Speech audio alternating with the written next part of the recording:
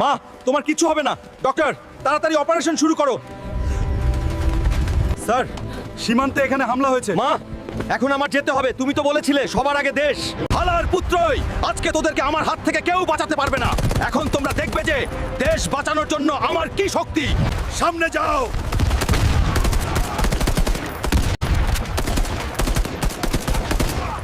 এবার তোমাদের দেখাচ্ছি কে কারে হারাবে। এটা আমাদের জয়। এই জয় আমাদের দেশের জন্য। জয় বাংলাদেশ। হালকা, তুমি দেশকে বাঁচাতে পারলে, কিন্তু তোর মাকে বাঁচাতে পারলে না। আমার মায়ের কি হয়েছে?